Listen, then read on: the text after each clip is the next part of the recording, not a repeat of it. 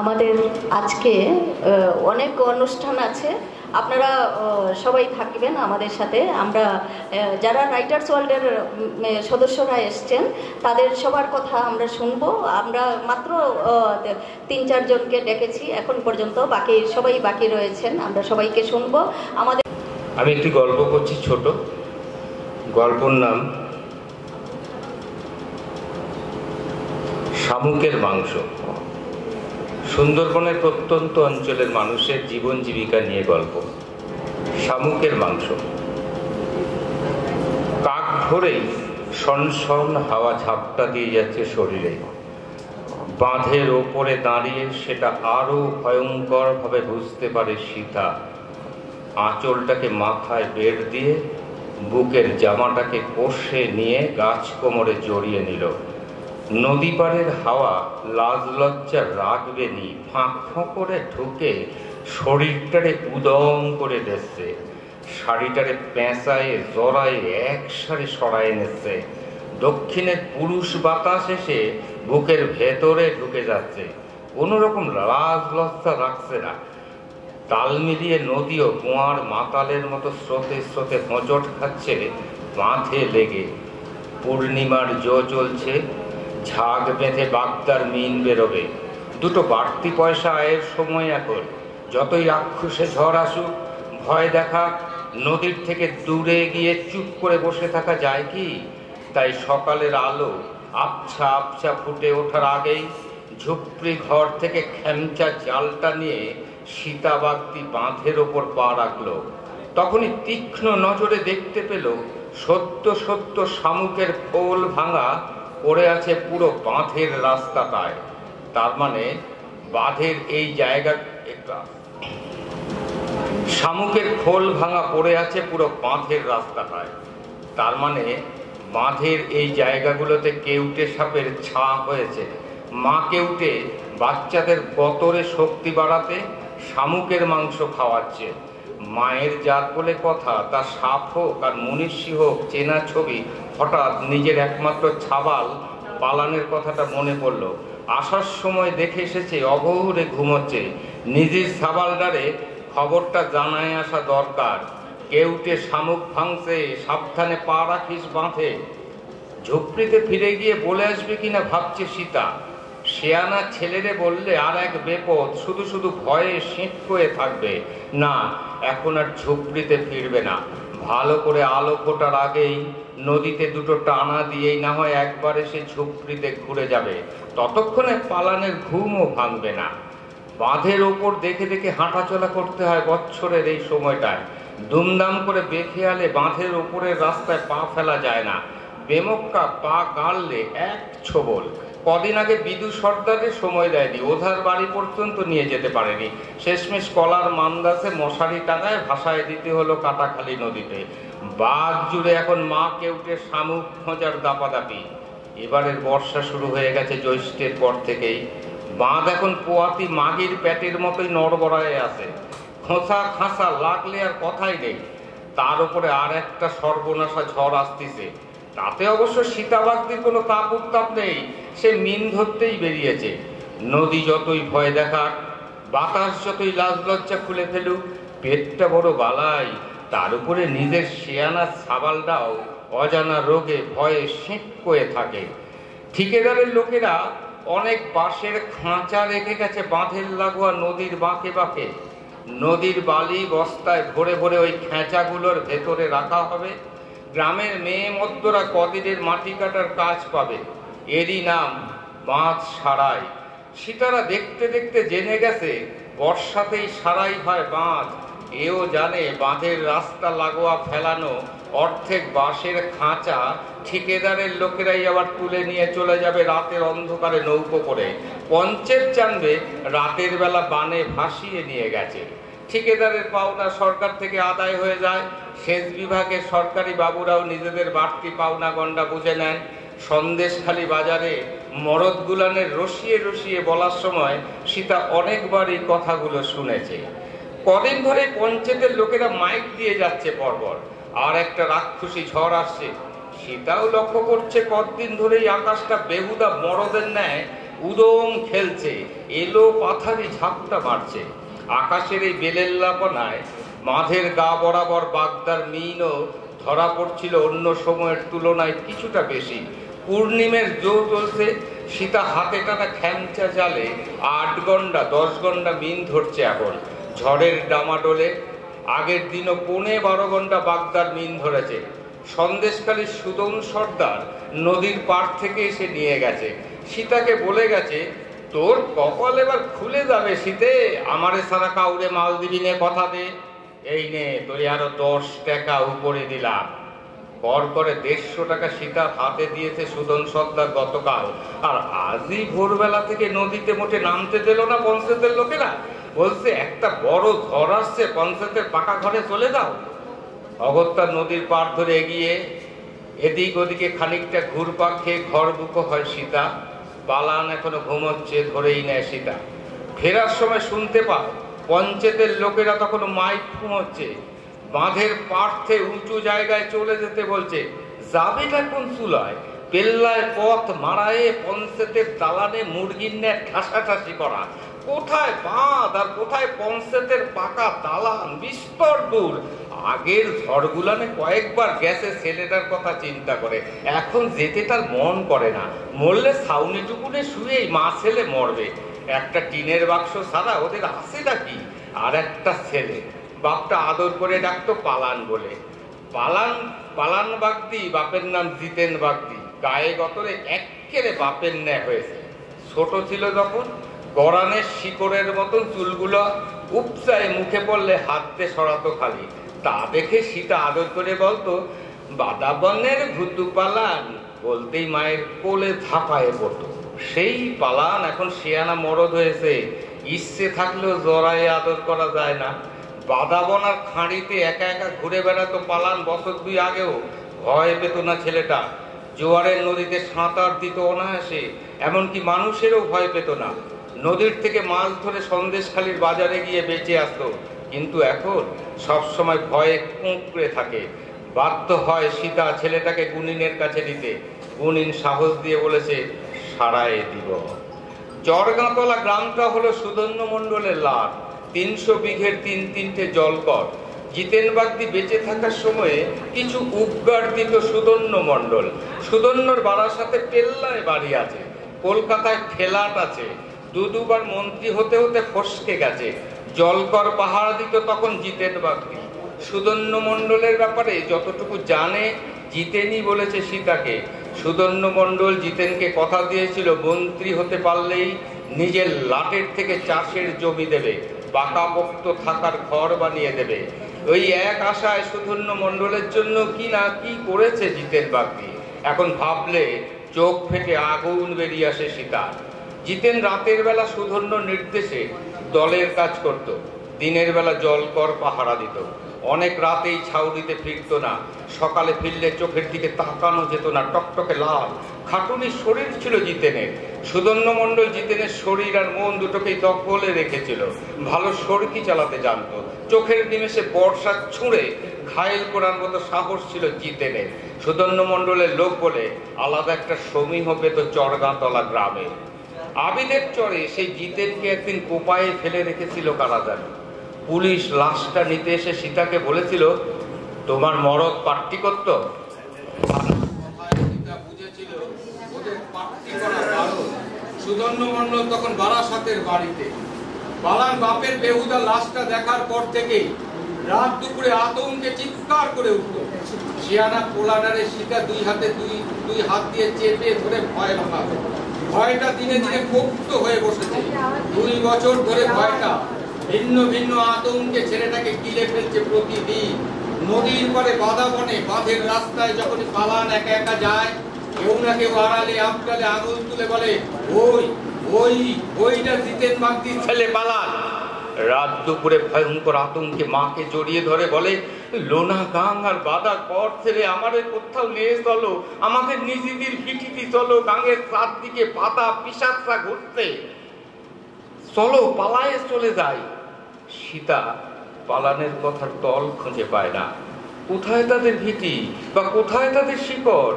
জন্মের পর থেকে শুনে এসেছে তাদের কোনো এক পূর্বপুরুষের দল লাটের কামিন হয়ে এই বিদ্যেধরীর চরে এসেছিল।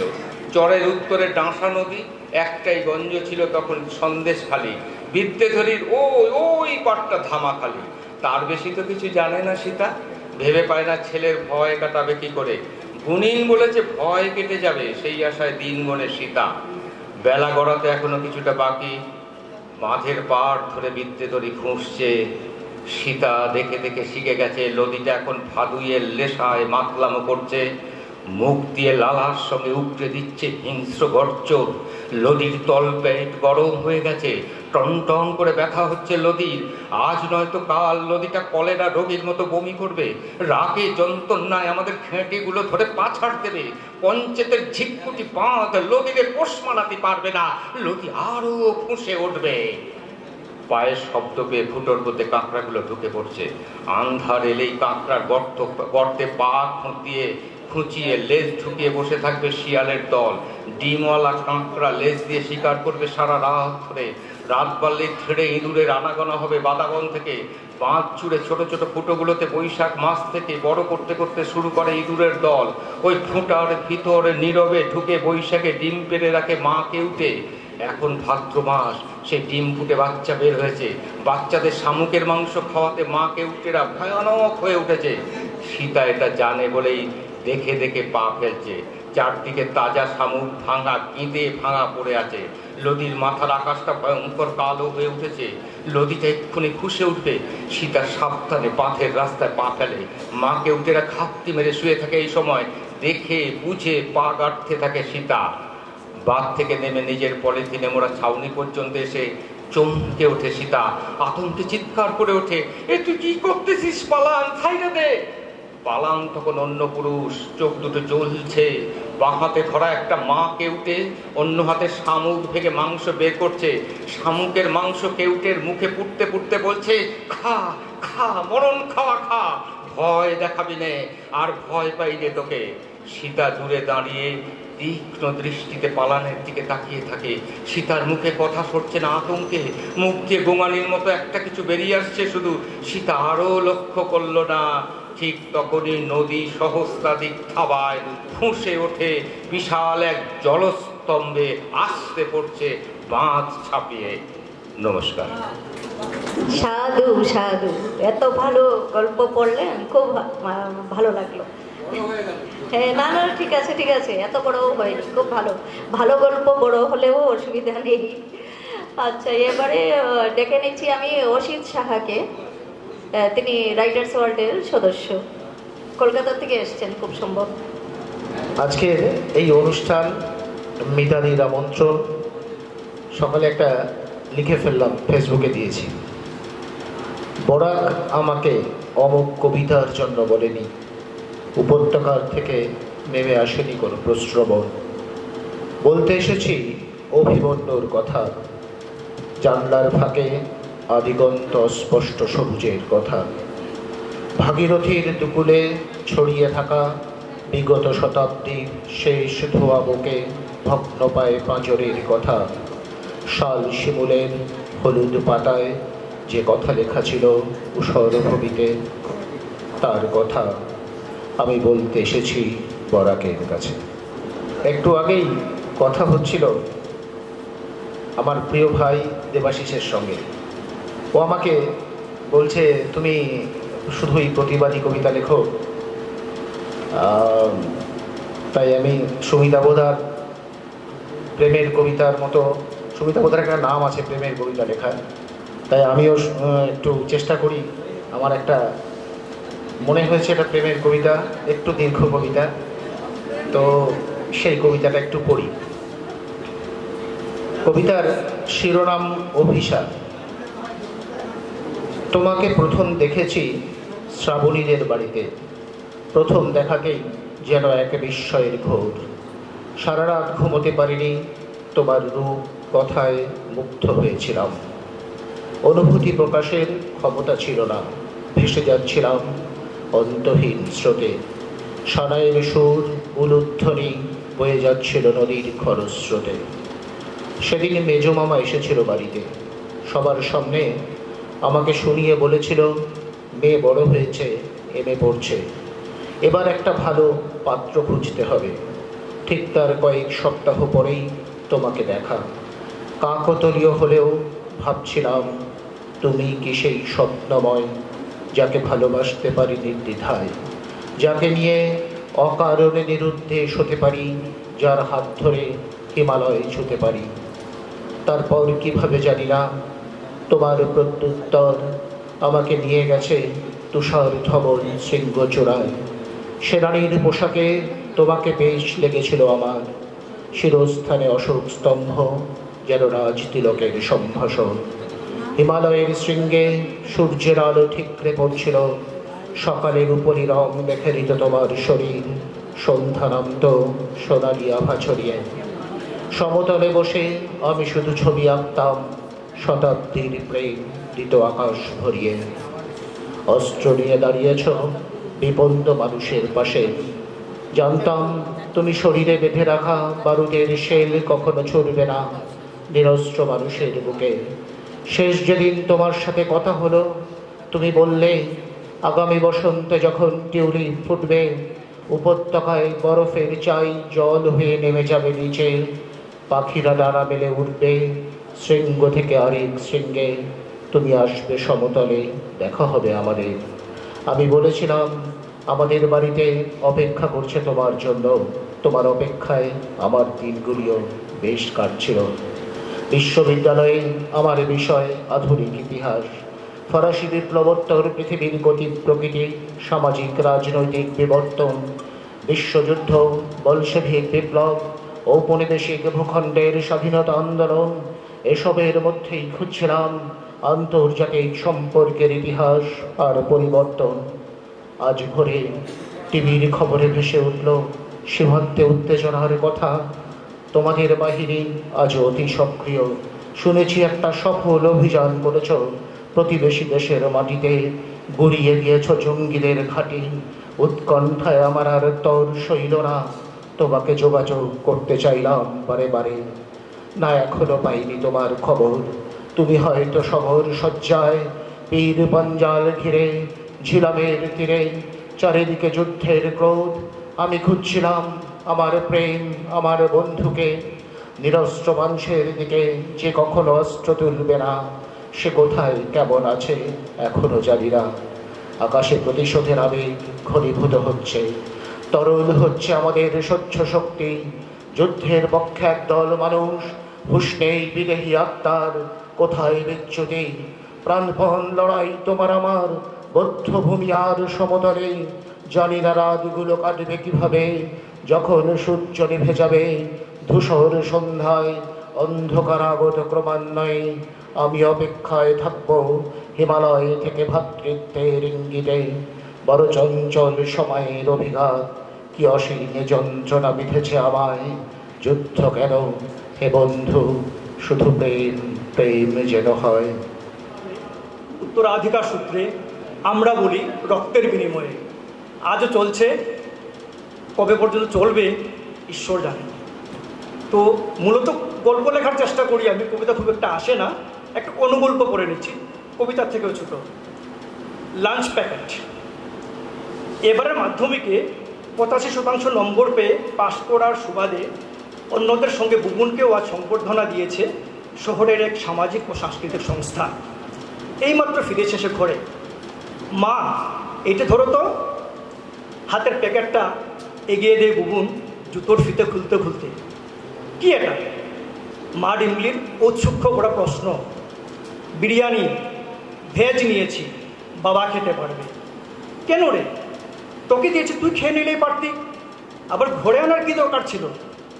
অনুযোগের সুরে বলে ডিমলি, না মা, আসলে বাবা অফিসে বাইরে যখনই খাবার কিছু পেয়েছে নিয়ে এসেছে আমার জন্য, নিজে না খেয়ে। আজ প্রথমবার আমি পেয়েছি তো এই লাঞ্চ প্যাকেট, তাই ভাবলাম বাবার জন্য নিয়ে যাই, তুমিও কিন্তু খাবে একটু। ডিমলির চোখের কোণে অসময়ে টলটল করে ওঠে বেসামাল কয়েক ফোঁটা জল। সত্যি ছেলেটা বড় হয়ে গেল দেখতে দেখতে। স্বপ্ন দেখার 7-17। স্বপ্ন দেখার কোনো শেষ নেই। সুন্দরবনের বাঘও আজকাল স্বপ্ন দেখে মানুষ মারার কথা ভুলে বরং বেহালা বাদক হয়ে কাটিয়ে দেবে জীবন। যে কোনো বলগা হরিণ ভাবে স্বপ্ন হরিণ হয়ে বাড়িয়ে দেবে মানুষের বিলাসিতা। জলদমেঘের ইচ্ছে বাবলা গাছের মাথায় বসে চুরুট টানতে টানতে সে মানুষের পৃথিবীকে বলবে একটু রসো। এক সারি ভুঁই পিঁপড়ে ঠিক করেছে চাল থেকে কাঁকড় বাছার মতো মন থেকে পাপবোধ বেছে বেছে ফেলে দেবে রসাতলে। সাপের 5 পা দেখা মানুষের অঙ্গীকার বড়শিতে গেঁথে তুলে রাখবে মেঘলা আকাশ।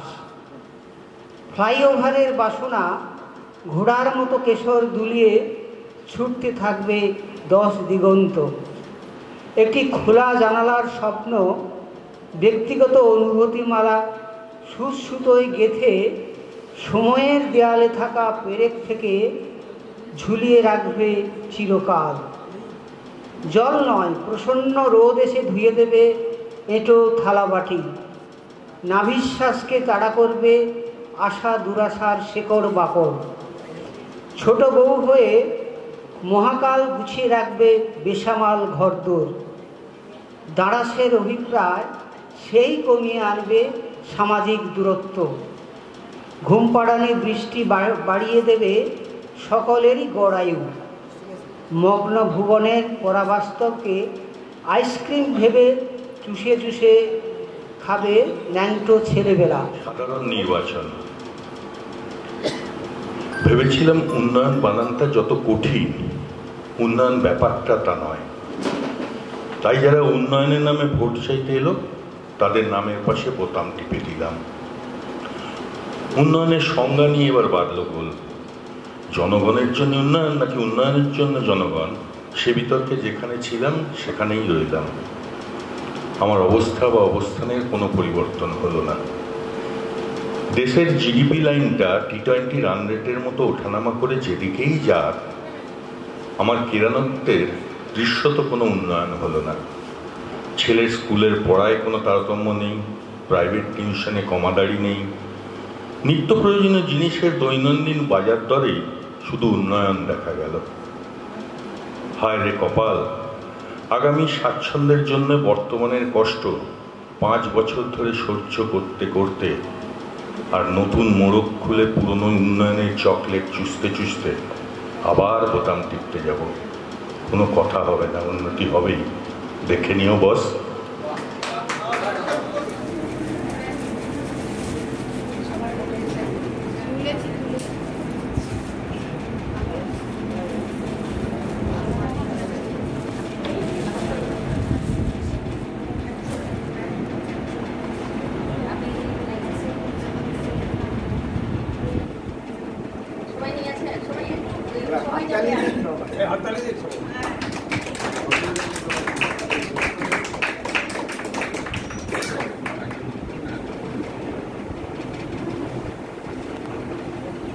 প্রকাশ হলো অন্যদের সঙ্গে, তো সেই ব্যাপারে কিছু বলবেন।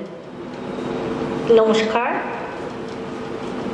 শ্রীযুক্ত ধীরাজ চন্দ্র নাথ, তার এই বইটি উদ্বোধন হলো এবং এটা সবার জন্যই খুবই গুরুত্বপূর্ণ একটা বই। কারণ এখন আমাদের জীবন যেভাবে অত্যন্ত স্ট্রেসড এবং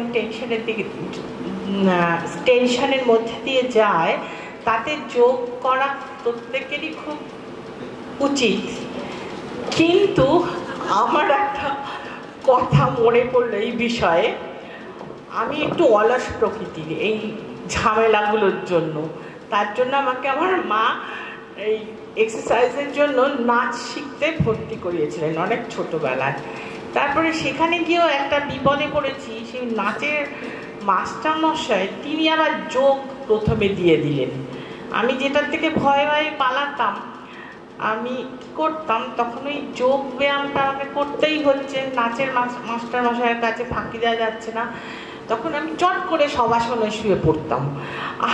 আর শুয়ে পড়ার পর মাস্টারমশাই সেটা বললেন যে এটা অতি কঠিন, তুমি যে ফাঁকি দেওয়ার জন্য যে শুয়ে পড়ো এটা আরও সাংঘাতিক একটা এক্সারসাইজ।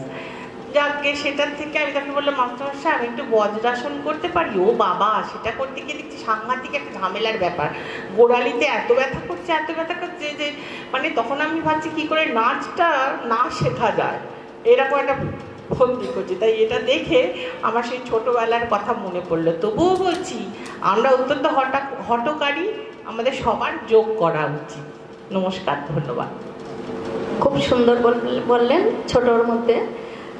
তো আমি ডেকে নিচ্ছি তন্দ্রা রায়,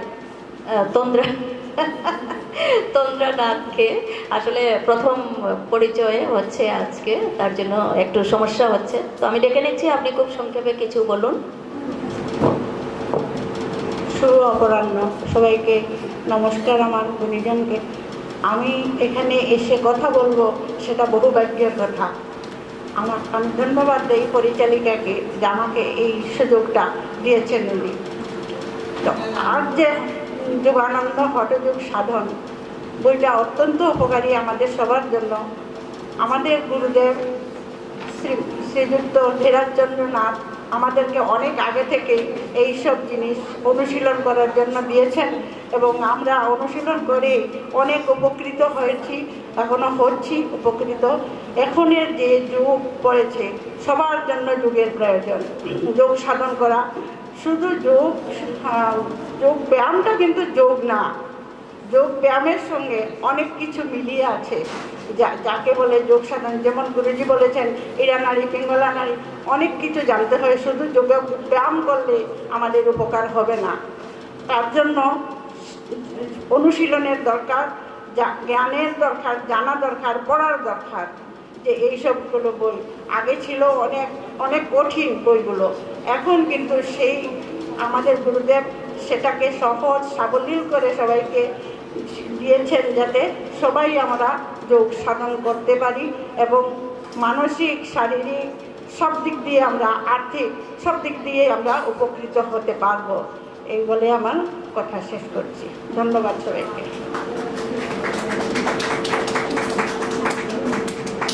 এবারে সুরুচি রায় কিছু বলবেন। প্রথমেই আমি প্রণাম জানাই আমার গুরুদেব, এরপরে মঞ্চে উপবিষ্ট গুরুজনদের জানাই আমার প্রণাম, ছোটদেরকে জানাই আমার ভালোবাসা স্নেহ। আজকে গুরুজির সঙ্গে যে হঠযোগ সাধন বইটা উন্মোচনে যে আমরা উপস্থিত দেখতে পেরেছি, সেই জন্য আমি আমার নিজেকে ধন্য মনে করি। কারণ আমি সেই গুরুজির কাছ থেকে 3 বছর হলো দীক্ষা নিয়েছি। অনেক সমস্যা ছিল আমার, কিন্তু আমি এখন পর্যন্ত ডাক্তারও দেখাইনি, কিন্তু এই গুরুজি দেওয়া যোগগুলাতে আমি সম্পূর্ণ সুস্থ হয়ে গেছি। এরপরে আমাদের গুরুজির অনেক লেখা বই আছে। গুরুজি তো বলেছেন শৈব দর্শন, সমস্যা সমাধান, মহাজীবন, পুত্রপৈতা সমাধি, মুখাগ্নি, গরক্ষ বিজয়, সমস্যা সমাধান, লোকগীতি, মহাজীবন, শূন্যবেদ, বন্ধু রঙ্গিলারে, শৈব দর্শন। এইগুলা বই যখন পড়ে তখন মনে হয় আমাদের যেমন নূতন প্রাণের সঞ্চার হচ্ছে, মনে খুব আগ্রহ জন্মে এবং আমরা আশাবাদী এই গুরুজির সেই যুগগুলা যদি আমরা পালন করতে পারি একটু দীর্ঘায়ু হব। এই বলে সবাইকে ধন্যবাদ দিয়ে আমি আমার বক্তব্য শেষ করলাম। জয়। রাইটার্স ওয়ার্ল্ডের সদস্য সুমিতাভ ঘোষাল, কবি সুমিতাভ ঘোষালকে বলছি, আপনি হঠযোগ সাধন যে বইটি প্রকাশিত হলো সে বিষয়ে কিছু বলুন। সত্যি কথা বলতে কি, এই বিষয়ে বলার অধিকারী আমি নই সেভাবে, কিন্তু এটুকু বুঝতে পারছি যে একই কথা প্রায় সবাই বলবেন, যেটি অত্যন্ত প্রয়োজনীয় একটি বই। আর এখন আমাদের জীবনযাত্রা যেরকমভাবে এগিয়েছে চলে, তাতে যোগ আমাদের অনেক উপকার করতে পারে। তবে এই যোগ যে একটা সাধনা, এই সাধনাটা কি শুধুমাত্র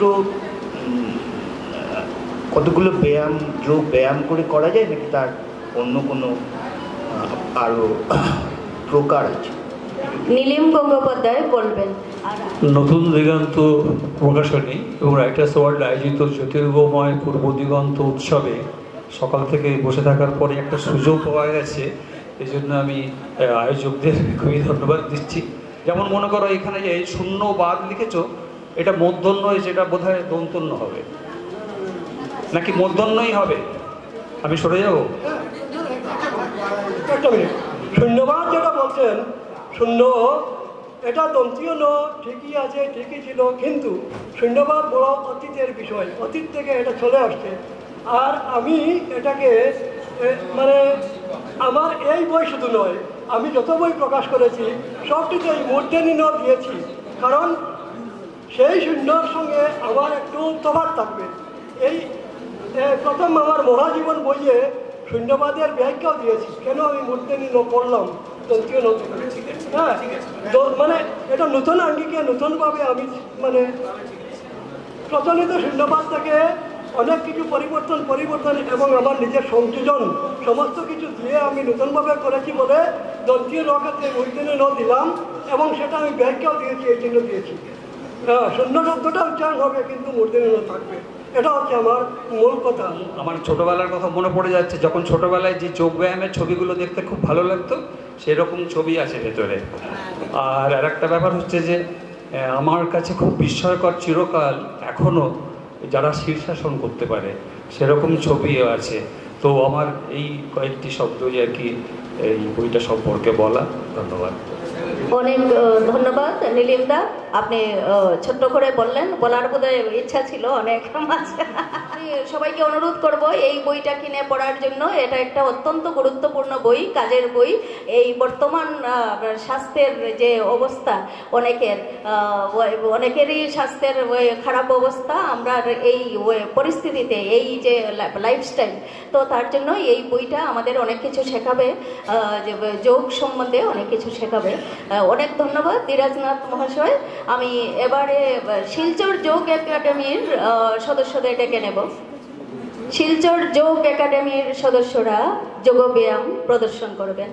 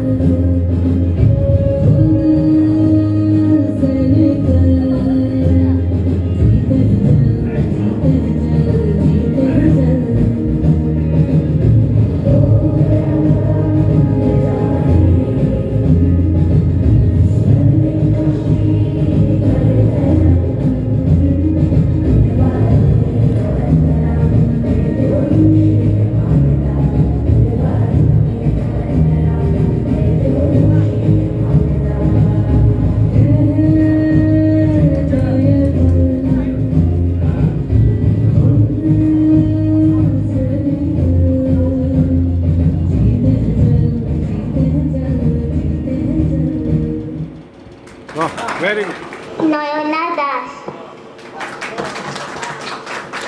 নয়না দাস, তোমার বাড়ি কোথায়? ও, শিলচরেরও MM সরণী। আর তোমার নামটা বলো। নেহা দাস। বাড়ি বলো।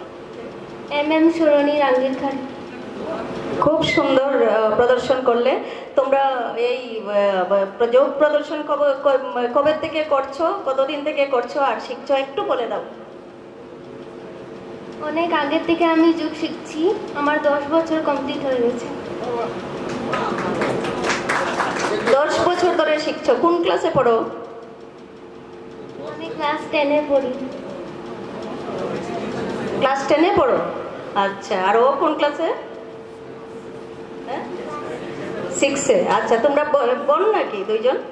ও আচ্ছা, ওরা দুই বোন করেছে। শিলচর যোগ একাডেমি যিনি নিয়ে এসছেন উনি আছেন কি এখানে? প্রশিক্ষণ আছেন? পিঙ্কু রঞ্জন পালের কাছ থেকে তারা শিখে, তার কাছে প্রশিক্ষার্থী। ঠিক আছে, তোমরা এবারে যেতে পারো। পাতার শব্দ। রাত গভীর হলে অন্ধকারে আমি খুঁজে বেড়াই ধরিত্রীর বিস্তৃত আঁচলে অনন্ত অভিলাষী জীবন। পাতায় পাতায় শব্দের সবুজ ভালোবাসা, তোমার না বলা কথা আমায় নিয়ে যায় আরো গভীরে। অরণ্য পুষ্পবনে অজানা ঠিকানার মধ্যরাতের নীরবতা খুঁজে এক ছাক নিশাচর পাখি উড়ে যায় খাবার সন্ধানে। অন্ধকারে চড়ে বেড়ায় কিছু বেওয়ারিশ মানুষের কঙ্কাল। দূরে বোধি বৃক্ষ নিচে পথের বাঁকে ঝরে পড়া পাতার কানাকানি। অদ্ভুত এক নির্জনতা গ্রাস করে আমার স্পন্দিত উঠোন জুড়ে আমি হাত টেনে রাত শেষে দিনের আলোর সন্ধান। দ্বিতীয় কবিতা, অজানা। ভালোবাসার শিরদাঁড়া খুলে অন্ধকারে চেয়ে থাকা লোকগুলো জানে না সুন্দরের শেষ চিহ্ন। বিস্ময়ে তাকিয়ে দেখা মানুষের দল। আশার আলো জালে শুকনো সলতে পাকিয়ে বিষণ্ণ সন্ধান। বৈকালিক শুভেচ্ছা জানিয়ে আমার নিবেদন, ওহে মরমিয়া উদাসী। অসাধারণ একটি চিত্ররেখা। কাগজের পেয়ালা হাতে গহীন জলে নিমজ্জিত মন প্রাণ ঢেলে আন মনে বসে আছো ওগো উদাসী। সংকল্পে উটু রাখতে মন বিচরণে হয় দেশান্তরী। উপাখ্যানের উপাচার সংগ্রহে মন হয় উচ্চাটন। দিশা মেলা ভার দেব উপহার গোলাপ ফুলের সৌরভ। যদি কিছু মেলে মনের ভার বহনের দিশা। ঈশান কোণে মেঘের ঘন ঘটা এক গভীর নিস্তব্ধতা বহন করে। হয় ভয়ঙ্কর কিছু বহন করে, নয়তো মায়াবী রূপ ধারণ করে প্রকৃতি এক অপরূপ সৌন্দর্য উপভোগ করে। নবায়নে ভরে ওঠে দিগ্বলয়, মন বাগিচায় ভরে ওঠে সৌন্দর্যের লীলাভূমিতে। বহন করিতে হও উদ্যত ওহে মরমিয়া উদাসী। ভিজে শরীর থেকে উড়ে যাচ্ছে মেঘ বাতাস। খানিকটা অসময়ে বর্ষা নেমেছিল যেন। ফুলের হৃদয়ে কতটা পরাগ জমেছে প্রজাপতি জানে। বিষাদের আকাশ নিচে নেমে এলে কান্নার সামনে চাতাল গড়ি। ভাতের সুঘ্রাণের অপেক্ষায় জোড়া জোড়া চোখ। নিজেকে কেনার জন্য নিজেকেই বেচছি রোজ। নিজের হাতেই জ্বালিয়েছি অভিলাষার চিতা। নির্বাক শব্দটি অবাক চোখে তাকিয়ে থাকে আমার দিকে। একটি ছোট্ট মেয়ে, এই 13 বছর পেরিয়ে গেছে, সেই গ্রামে মেয়েরা সুন্দর করে সাজা গোজা করে দারুণ একটি শাড়ি কিংবা দারুণ একটি ঘাগরা পরে রাস্তায় রাস্তায় হেঁটে বেড়াবে এমন সুযোগ থাকে না। তাই মহরমের শোক মিছিলটাকেই তারা বেছে নেয় বাস্ক থেকে বের করে নতুন নতুন জামা কাপড় পরার দিন। নাহিদা 13 বছরের মেয়ে। সে একটা মানিক নটন তার খোঁপায় লাগিয়েছে। মানিক নটনটা তার দাদির, বিক্রি হয়নি কারণ তার নাতনিকে দেবে বলে। এই নাহিদা পালিয়ে গেছে মহরমের যে বাঁশি বাজায় তার সঙ্গে, ঠিক মঞ্জিল মাটির পরের দিনেই। কি করে প্রেম হলো ওদের? একটি ভাঙা পাঁচির, আমি নিজে চোখে দেখছি কারণ আমিও তখন ছোট, মহরমের মিছিলে ঘুরছি। একটি ভাঙা পাঁচির, আর পাঁচিরের ওপাশে নাহিদা, কারণ 13 থেকে 14 যাচ্ছে, তার সঙ্গে আরও অনেক মেয়ে মানিক নটন পরা আছে। চোখটাকে একটু পাঁচিরের উপরে পা খোড়া করে দেখছে, আবার কপাল ডুবে যাচ্ছে, আবার দেখছে। এদিকে যে বাঁশি বাজাচ্ছে এই ছেলেটিও কিন্তু নাহিদাকে দেখছে। ওদিকে লালু, অর্থাৎ পাইকের লালু, তারও এন্টারটেনমেন্টের সময় নেই। সে জানে না কখন সেটা করতে হয়, এই মহরমের অপেক্ষাতেই থাকে, চরম তাড়ি খায়। তারপরে যারা ঢোল বাজায় সেই ঢাকিদের সামনে এসে বলে, এই হরি গদ বাজাবি, এখন আমি মর্শিয়া গাবো। উঠিল মহরমের চাঁদ, তুমি দেখা দিও না, তুমি দেখা দিলে পরে ইমাম হোসেন রবে না।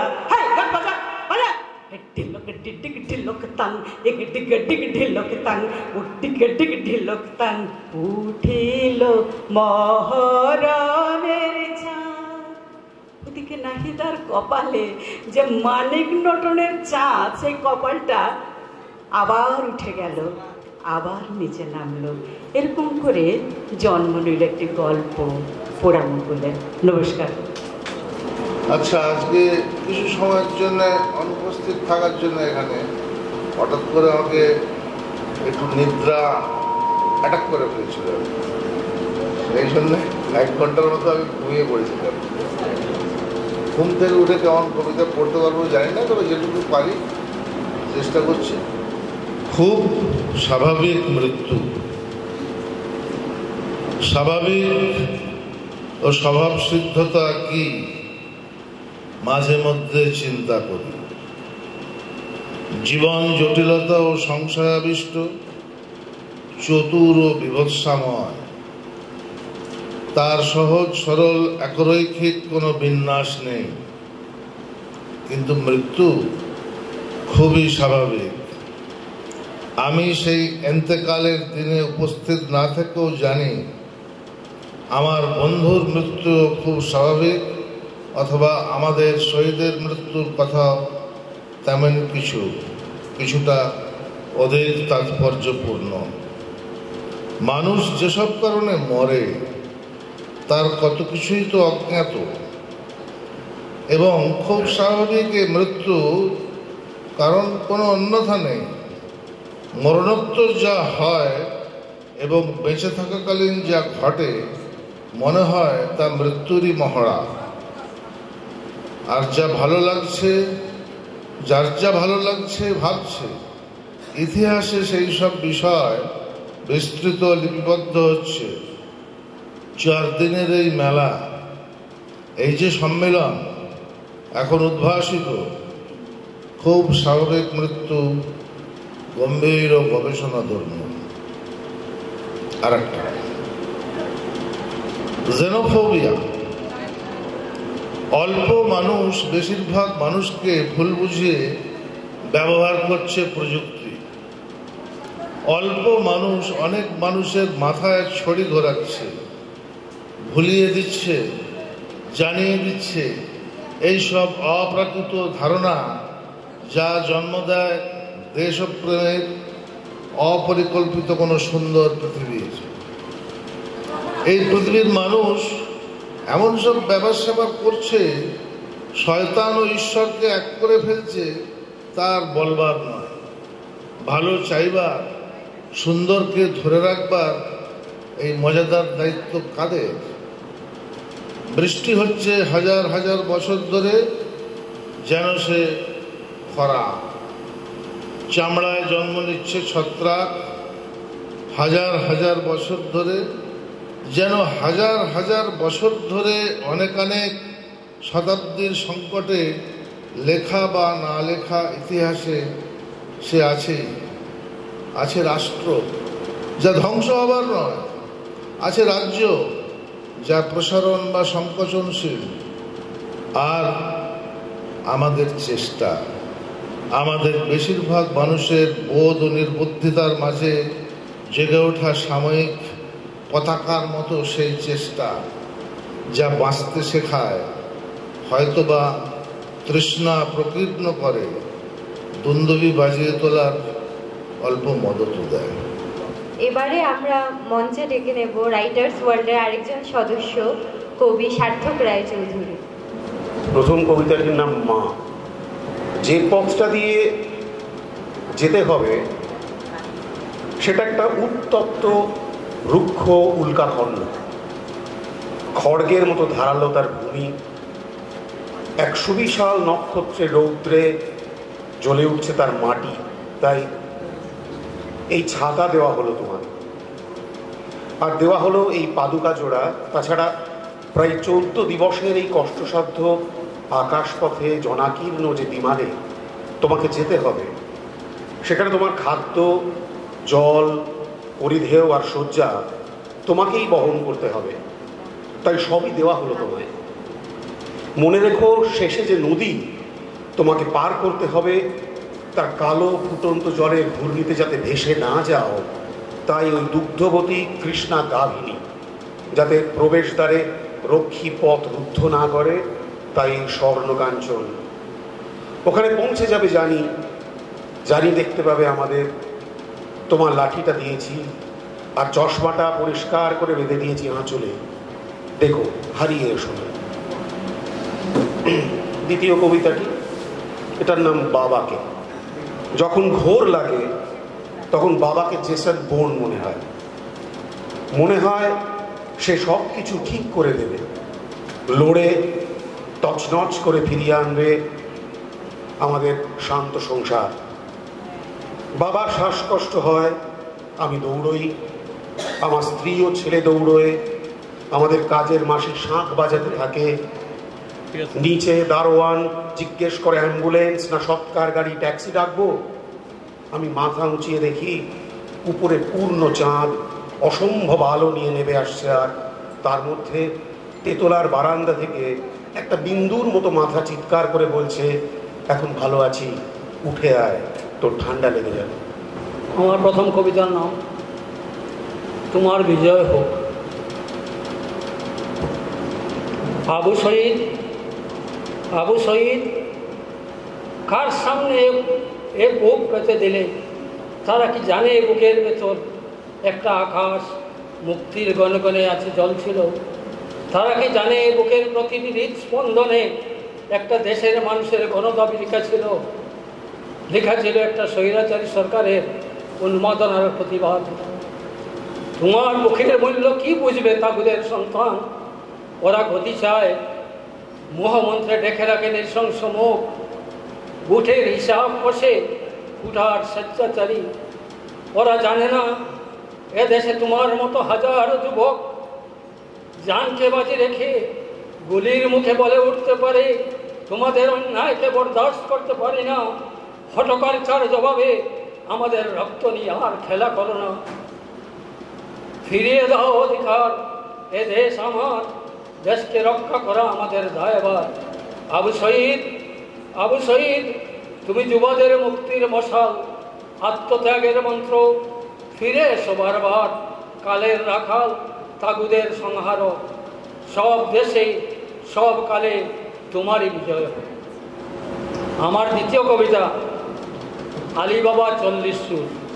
দুযুগ দেখে খোয়াব নামিয়ে রেখে এখন শুয়ে পড়ি, নির্ময়ী শরীর পস্তায়, মন পস্তায়, দীর্ঘ পরিক্রমণ, অথচ হাতের মুঠোয় একটা শূন্য হৃদয়, শক্ত সুপারির গায়ে দন্তহীন চাবাচাবি, সূর্যাস্তের খেয়ালি রেখাগুলি পথভ্রষ্ট বালিকার মতো ভালোবাসা যাচ্ছে আলো খুঁজে অন্ধকার মন্বন্তরে, হাজারো প্রশ্ন ধেয়ে আসে দিগন্তের বুক চিনি।